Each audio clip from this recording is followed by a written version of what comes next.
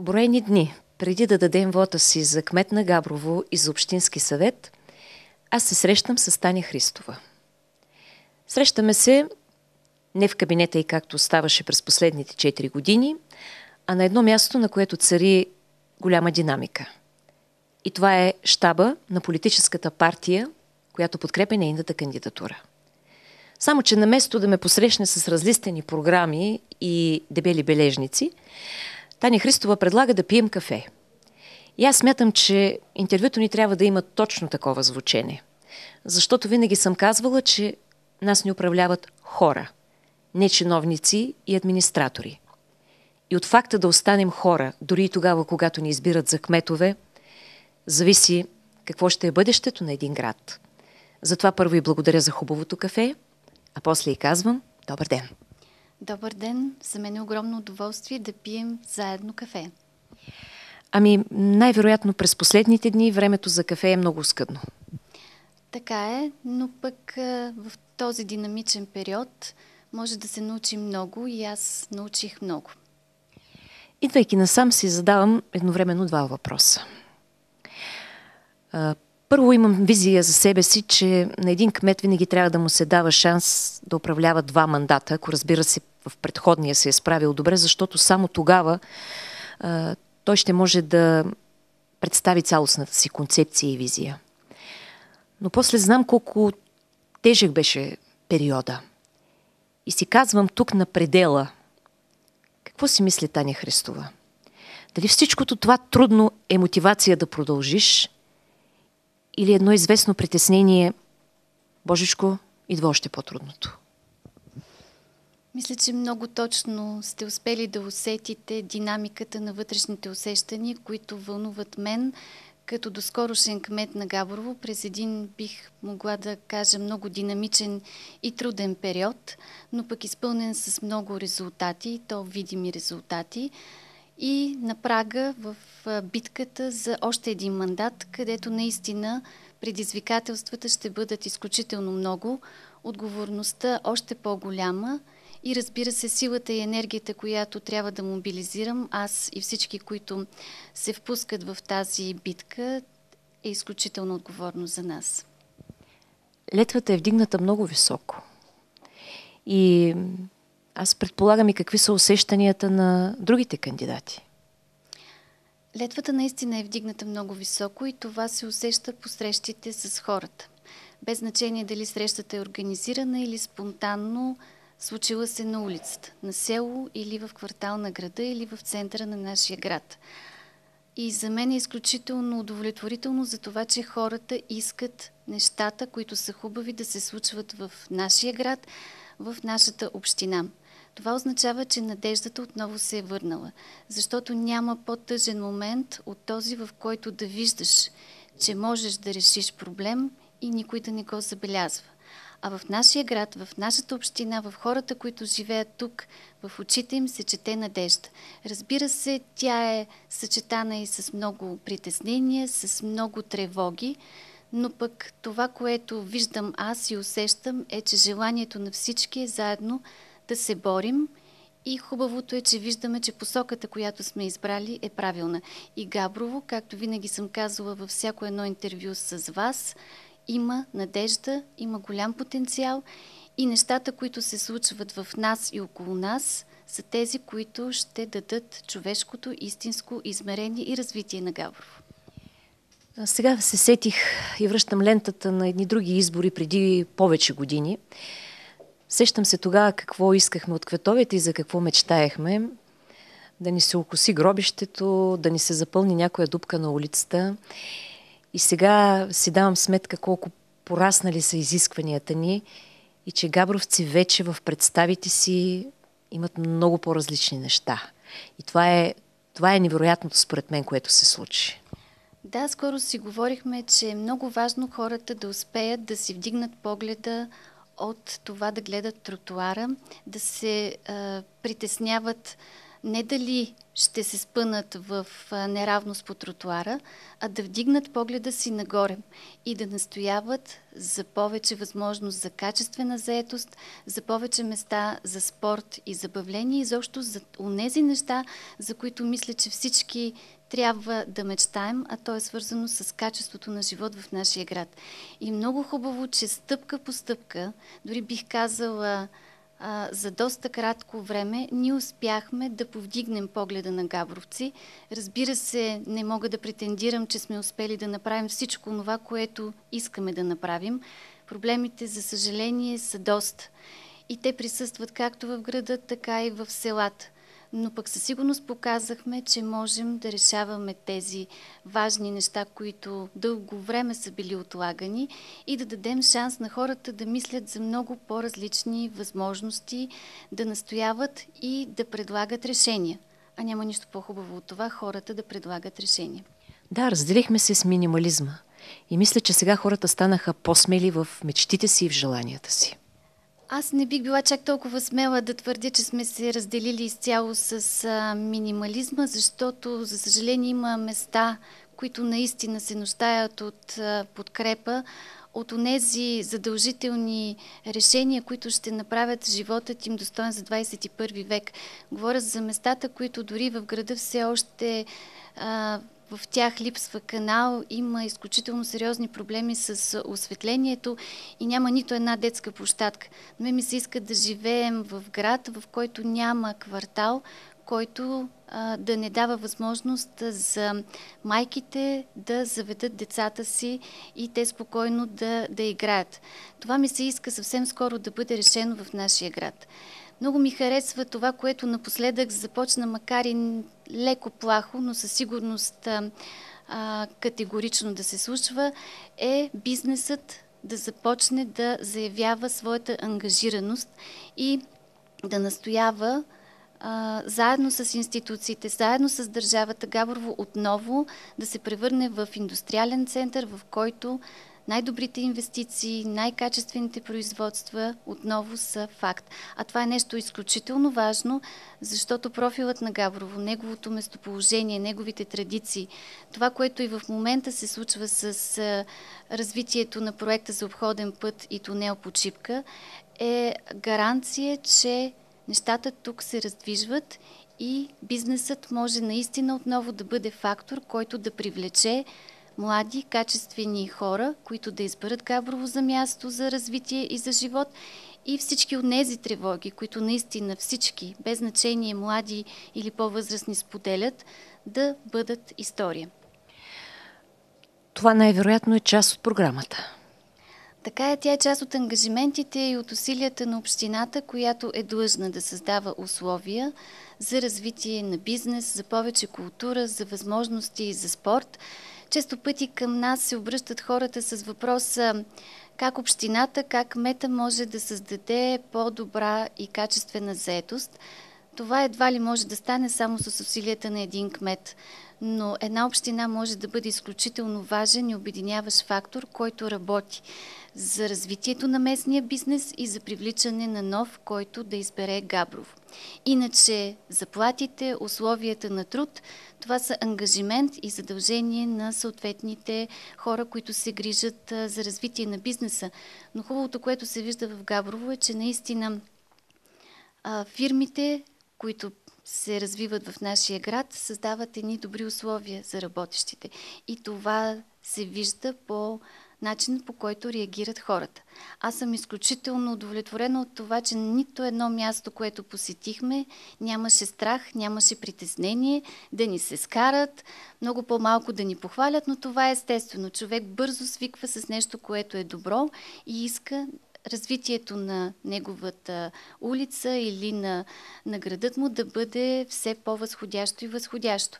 Нямаше никакво притеснение в хората пред шефовете или пред своите колеги да искат да получат конкретен отговор, без да се притесняват. А това е нещо, което наистина показва, че вървим в пътя, в който България и Габрово се развиват по един наистина, макар и труден, но достоен начин. Когато там в коридора на общината видях подредените снимки на бившите кметове на Габрово, това сме си говорили. И там на края на редичката трябваше да се появи снимката на Таня Христова. Аз имах изключителни притеснения. Заради пола, независимо, че това вече не е фактор, заради нейната физическа крехкост, ако щеш, заради динамичната обстановка. Но сега знам, че тази снимка, каквото и да става, завинаги ще остане на това място. Всеки кмет има своята доминанта. Каквито и общи задачи да изпълнява, той има нещо, което поставя пред останалото. Ако има още един мандат, коя ще е доминантата на Таня Христова?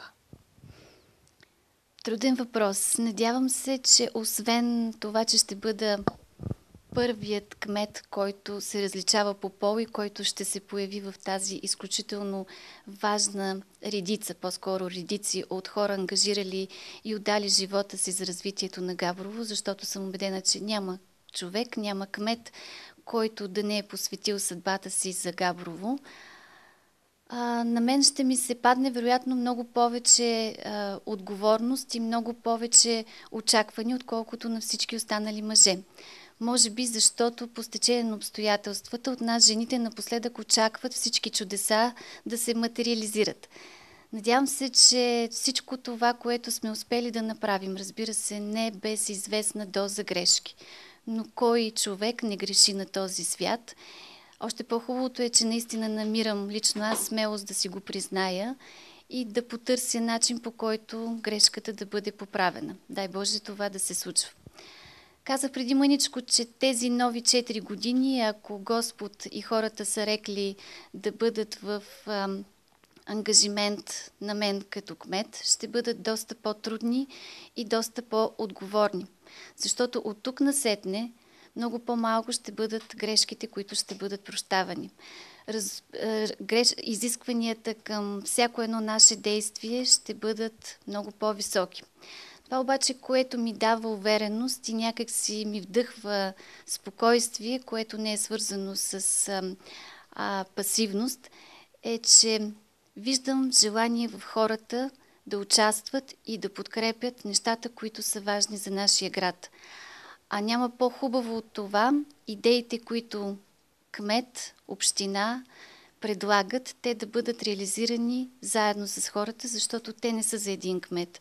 Те не са за администрацията, те са за всички, които ще живеем в това място заедно, ще го развиваме и по достоинство, с гордост ще го популяризираме навсякъде, където и да се намираме, защото Габрово е място, което заслужава да бъде известно не само единствено като географски център на България, като градът, в който чувството за хумор е особена категория, а просто мястото, в което нещата се случват с особено отношение към уникалност, към качество, нещо, което много настояват хората да се вижда навсякъде и което е модел и пример за всички останали градове, поне в България.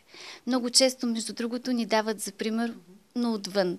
Много ми се иска да доживеем мига, в който габровци ще бъдат горди и ще сочат те самите градът си като място, в което всичко е малко по-различно, разбира се, с положителен знак. А има много неща, които могат и със сигурност ще се случат. Много ми се иска Домът на хумора и сатирата, например, защото споменах чувството за хумор, да получи инвестицията, която заслужава, да се възроди вариететния театър и всъщност Домът на хумора и сатирата да бъде едно изключително притегателно място за посетителите, които когато пристигнат в Габрово, първата им спирка е точно на това място, да преживеят, да усетят, да си тръгнат с желанието отново да се върнат, за да продължат да преживяват това наистина уникално нещо, което е запазена марка на габровци. Община Габрово има проект, който е започнал тази задача и се надявам, че това, макар че може би това ще бъде най-трудният проект, за който към момента не мога да твърдя, че има осигурен финансов ресурс, но пък преди той да дойде, трябва да се събуди онази енергия, която наистина да припомни на всички, не само на габровци, какво място беше градът ни, когато имаше този единствен в България вариететен театър. Иначе мисля, че почти няма човек в Габрово, който вече да не е научил за това, което планираме да се случи още от следващата година, за което вече имаме гаранция и за финансов ресурс. Кръгови кръстовища, благоустрояване на квартали, изграждане на детски и спортни площадки, със сигурност привличане на енергията, на таланта на много хора и на много творци, които ще обогатяват културния живот на Габрово. Имаме уникални места, като Етъра, като Боженци, като новият интерактивен музей на индустрията, които трябва да бъдат популяризирани още повече, да бъдат инициатори заедно, за да може Габрово да бъде припознато като истинска туристическа дестинация. И пак ще спомена, че по този начин ще убедим и всички инвеститори да разберат, че Габрово наистина, освен Технически университет, който е гарант за техническите кадри, дава едно добро качество на живот, което отговаря на високите стандарти на съвременният бизнес. Така че за мен Габрово е мястото, в което нещата и мечтите могат да се случват. Разбира се, не е лесно, с много работа, с много труд. И ще използвам възможността да благодаря на всички, които наистина последните 4 години отделиха безкорисно за това Габрово да започне да се променя. Защото не можем да твърдим, че той е станал приказка, все още не е. Но най-важното е, че този процес започна. Започна не преди 4 години, започна преди повече от 4 години, започна с енергията и убедеността на човекът, който в момента е министър по управление на средствата от Европейския съюз, последван от Николай Сираков и крайна сметка продължението дойде от мен. Надявам се, че това е изключително важно и се радвам, когато прочитам, дори в програмите на опонентите, че доста неща са направени, което означава, че когато има нещо добро, то трудно може да бъде отхвърлено, може да бъде критикувано и това е разбираемо, но трудно може да бъде зачеркнато. Аз мисля да спрем до тук, защото най-добре отиват на избори тези, нещо, което изговорихме преди срещата, които могат на масата да поставят онова, което са направили и своето можене, а не критичността си и забележките към другите. В този разговор имаше финес, нямаше нито едно обвинение, не се хвърли шепакал срещу никого. За съжаление, не всички спазват този принцип, но аз благодаря за удоволствието, защото винаги е приятно, когато е така. Нека човек да говори от първо лице единствено число, да каже какво може и какво е направил. Ако мога да си позволя един коментар, човек никога не може да бъде различен от това, което е по принцип. Без значение каква длъжност, каква отговорност и каква позиция изразява. Така че каквито сме като хора, такива сме като политици, такива сме като управленци, такива сме като родители, такива сме навсякъде, където съдбата и ние самите решим да бъдем. Благодаря за възможността да изпием заедно едно кафе и да си поговорим за Габрово. Един последен въпрос. Дъщеря ви разреши ли да участвате в тази втора кампания? Мисля, че и беше доста трудно, но въпреки това каза, че ще ме подкрепи. Единственото, с което леко не беше съгласна, е, че ще бъда навсякъде в града облепена с моят лик поради самото естество на кампанията и плакатите, които са навсякъде. Но мисля, че както за мен това е тест, така и тя покрай мен научава доста неща, свързани с проблематиката на това да работиш за един град, за една община.